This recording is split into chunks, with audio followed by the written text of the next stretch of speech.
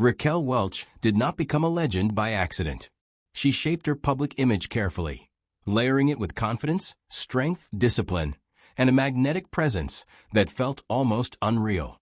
On screen, she radiated control. In interviews, she projected poise. To fans and colleagues alike, she seemed unshakable, the kind of woman who moved through temptation without ever being touched by it. The prevailing belief was simple: Raquel Welch was untouchable. For decades, that assumption remained intact. She carried herself like someone immune to distraction, someone who could stand beside the most charismatic men in Hollywood without losing her footing. Yet when she reached the age of 82, she chose to reveal something that surprised even her most loyal admirers. She spoke openly about the 5 men she had loved most deeply. The names alone caused a ripple of disbelief across Hollywood. These were not minor attractions or passing infatuations. They were powerful, destabilizing connections that unsettled her composure and, on more than one occasion, disrupted her focus on set. And once the first name is spoken, it becomes obvious why she kept these feelings private for so many years. Number 1. Frank Sinatra, the man whose touch dismantled her discipline. At the very top of her list stood Frank Sinatra, the man she admitted she admired with an intensity she had never felt for anyone else. In her own reflections, he was the only person who could undo her carefully maintained composure with a single, deliberate gesture. Their defining encounter took place at a charity gala in Beverly Hills in 1973.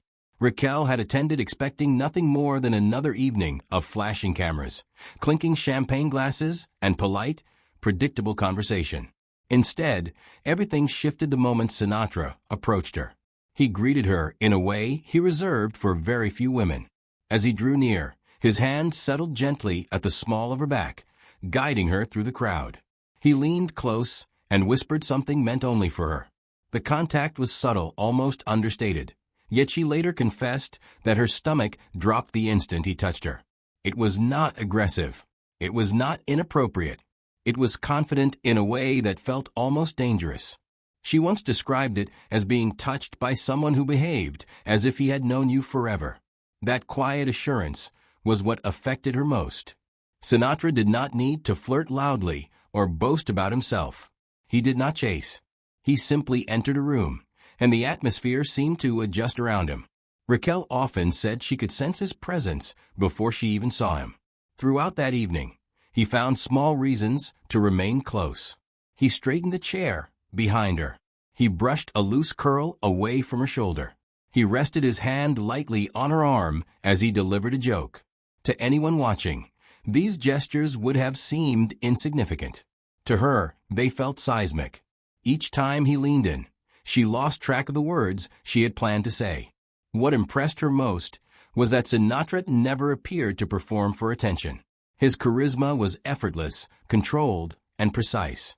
Raquel prided herself on professionalism and emotional restraint, yet she privately admitted that he was the only man who ever made her consider abandoning both. If he had asked her to disappear for a weekend, she once confessed, she would not have refused. That possibility was what made him number 1. The risk, the thrill, the sense that her discipline, so carefully maintained, could crumble in an instant under the right touch. Frank Sinatra held the top position because he was the only man who truly made her question herself. Number 2. Clint Eastwood, the quiet force she could never ignore. Taking the second spot and surprising even those closest to her was Clint Eastwood. Her attraction to him was immediate and physical from the first moment they shared a frame. Their chemistry did not begin with playful banter or teasing glances. It began in silence. The moment occurred on a sound stage in the early 1970s during a lighting test. Raquel expected a routine adjustment. She assumed Clint would reposition her slightly or ask for space.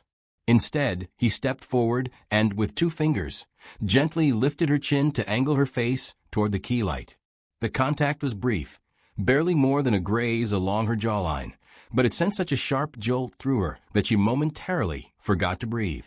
She later explained that Clint rarely touched anyone, but when he did, every inch of you registered it. His power did not come from pursuit or compliments. He did not flatter or chase. His strength lay in his stillness. He would watch her in complete silence before offering a restrained, almost reluctant smile. Raquel described feeling drawn to him the way heat is drawn to cold metal, an instinctive pull that made little logical sense but felt undeniable.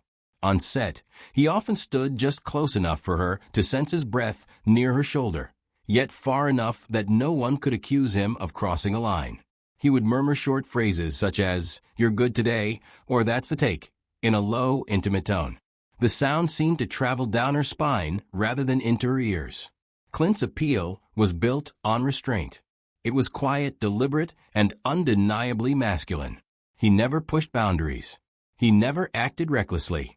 And that restraint was precisely what tempted her most.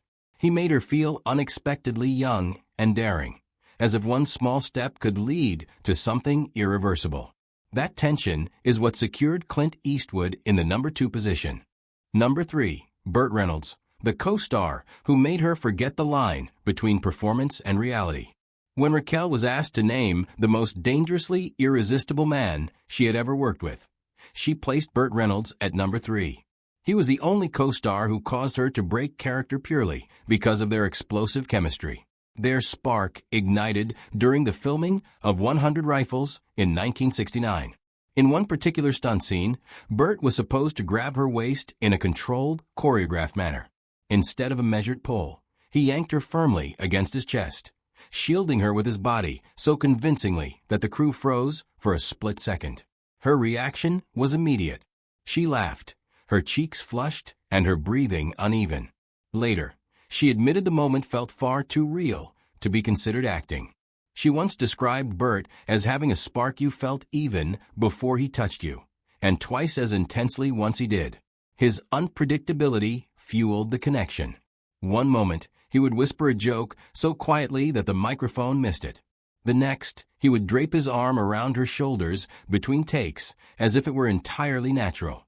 There were times, she confessed, when she struggled to separate the scene from the man.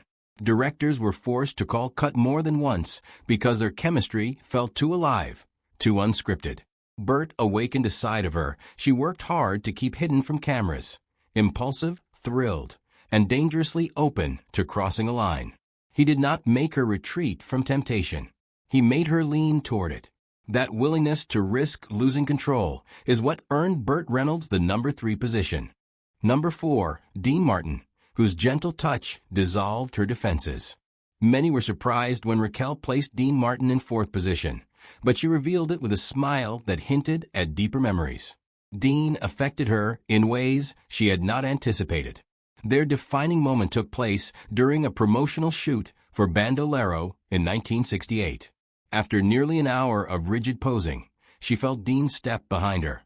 He placed his hand on her shoulder and guided her slightly closer for the perfect frame. His hand remained there, just 1 second longer than politeness required. That single second did more to unsettle her than grand gestures ever could. She remembered everything. The warmth of his thumb brushing her collarbone, the faint scent of his cologne, and the soft chuckle he gave when she blushed. She once said that Dean touched you like a gentleman but looked at you like a man. That contrast was disarming. Dean did not tease or provoke her body language. He calmed it. Between takes, he would rest his hand lightly at the small of her back, guiding her through crowded sets with effortless ease. She felt protected rather than pressured. At times, she found herself leaning into him instinctively, drawn to his warmth. He made her feel chosen instead of pursued. For Raquel Welch, that quiet sense of intimacy was deeply tempting. It was subtle but powerful, and it is why Dean Martin holds the number 4 spot. Number 5, Paul Newman, whose tenderness reached her in a way she never expected. The final position went to Paul Newman, a name few would have predicted. Her attraction to him was neither dramatic nor explosive. Instead, it unfolded quietly and struck her more deeply than she ever admitted publicly. Their significant moment occurred during rehearsals for a charity special in 1975. When she stumbled over a line and laughed at herself, Paul did not tease her. Instead, he stepped closer, gently took the script from her hands, and allowed his fingers to brush softly against hers. She did not withdraw. Her breath caught. Later, she explained that Paul did not flirt in obvious ways. He made you feel chosen. His touch was gentle but intentional, warm yet controlled. It felt as though he understood precisely the effect he had and chose to use it sparingly. There was nothing reckless about him. His masculinity was quiet and steady, yet it caused her pulse to quicken in ways she could not fully explain. Between rehearsals, he would lean close to adjust a line, his voice calm and soft, his face inches from hers. He might rest his hand lightly on her forearm to gain her attention or place his palm against her back as he guided her toward the stage. These gestures were small, yet they filled her with a warmth she struggled to conceal. Paul Newman stirred a tenderness within her that she was not accustomed to feeling. His piercing blue eyes and unmistakable sincerity disarmed her completely. He did not cause her to lose control. He made her want to surrender it. And that distinction is what ensured Paul Newman claimed the number 5 position. With these revelations now in the open, Raquel Welch's long-guarded secrets no longer belong solely to memory. 5 men, 5 different forms of temptation, 5 moments that tested the composure of a woman the world believed could never be shaken. Which name surprises you most? Which revelation feels the most unexpected? Share your thoughts below, and stay tuned for more untold stories from Hollywood's golden era.